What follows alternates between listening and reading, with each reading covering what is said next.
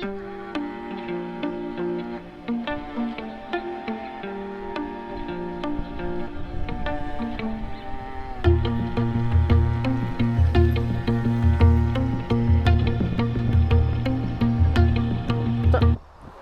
I'm going to give you a review, a personal review of the Honda Goldwing 2009 GL1800.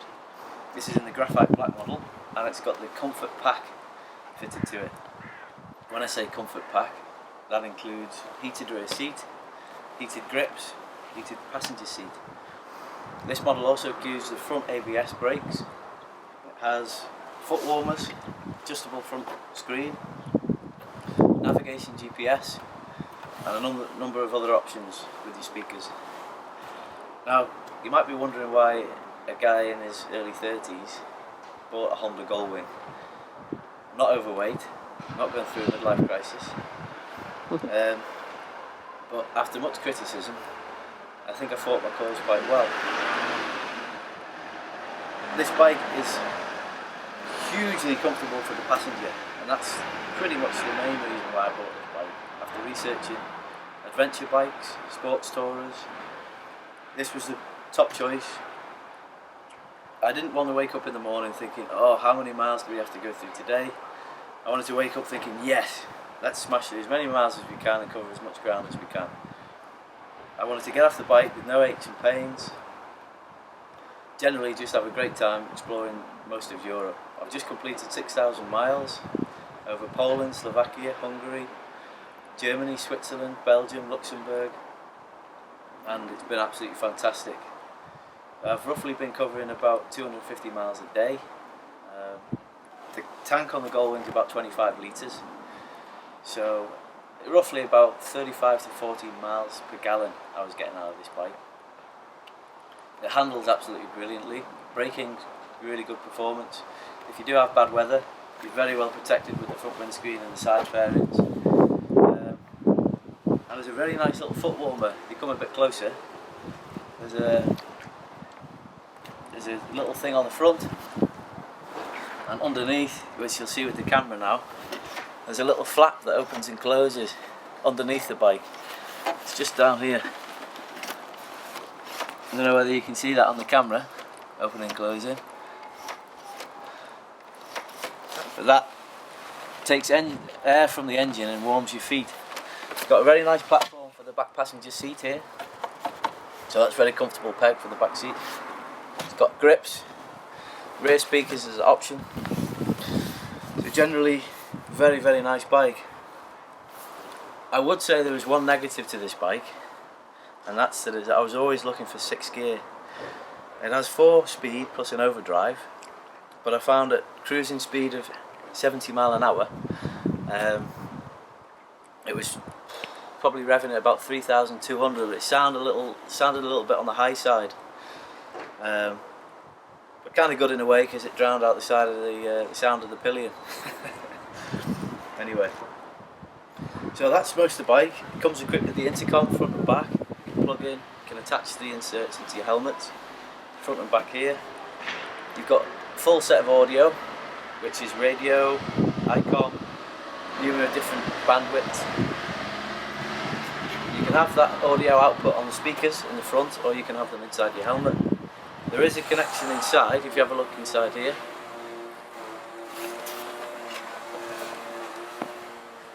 There's an iPod connection here in the front of the bike. That's very handy for plugging your iPods and MP3 players in on any long distance trips, plus if you've had enough of speaking with the pillion. That kind of like gives you a bit of time, breathing space. Other than that, not really. Other thing I will mention is if you are buying the navigation model and you are travelling across Europe, make sure to update the maps. So if you're buying maps, if you're maybe cruising Poland, Slovakia, Hungary, these places are a lot less travelled. I didn't have maps updated from the Honda garage, so that's an important thing to remember there. As regards to packing the bike, we found that in the back trunk here, things like sleeping bags, tents, plates, camping equipment, stoves, any equipment like that go in the back compartment. I'll open that up.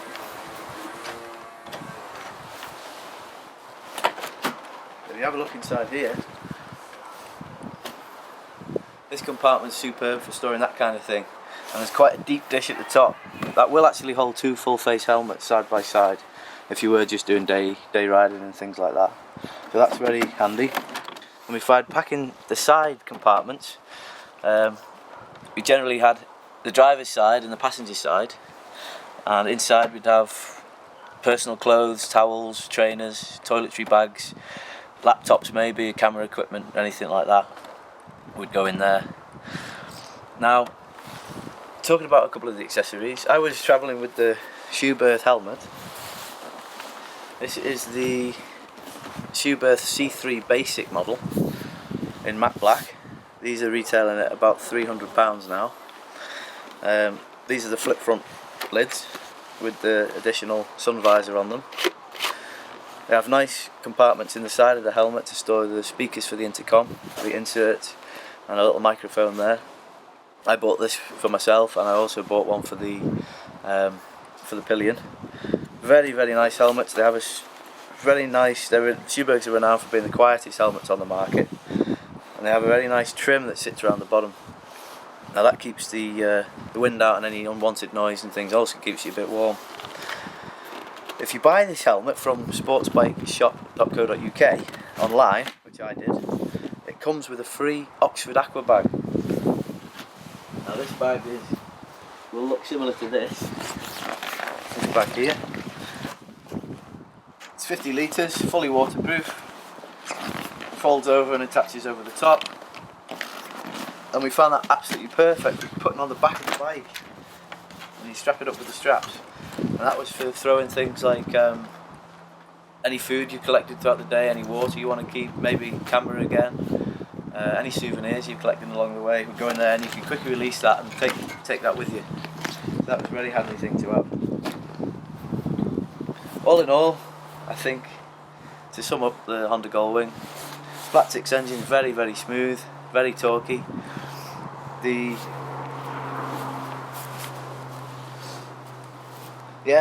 Really was an absolutely fantastic bike. The only bad thing I had to say was the engine whine, and that was it. Other than that, it was absolutely brilliant. It's handy to have the reversed gear on it, which runs off electric motor. That came in handy a lot of times parking in them awkward gradients. On the handlebars here you have a reverse gear, and you can get yourself out of trouble. There's many bikers that were parked up and I was getting out and they were getting stuck. So that came up for an interesting time. I went across many passes on the Alps, so if you're worried about it being difficult to control, it is very heavy. With fully loaded with fuel, it's about 600 kilogram, I think, with the pillion. So some of the, like the Stelvio Pass, you've probably seen it on Top Gear. That was a little tricky at times. You've got to have a lot of clutch control. But yeah, this bike particularly has never been dropped. So yeah, if I had to choose another touring bike for doing 200 miles a day, covering lots of distance, without a doubt I'd pick another Honda Goldwing. This particular one saved me with the GPS. That came in very handy rather than carrying maps around with you at each place you go. Finding all them little hidden spots and things, that GPS came in handy. All the storage, the fixed storage, comes with a central lock-in to lock up your boot compartments, things like that. And yeah, generally a superb bike. If you want to see any of my Europe road trip, you can visit the website www.ultimateadventure.com, and that has the maps of where we visited, packing lists, things like that. Also some information on the bike itself, tips, do's and don'ts, things like that. If you have any questions, just give me a shout, and yeah, hopefully you get yourself a nice little Goldwing, because I've thoroughly enjoyed it. Thanks for watching.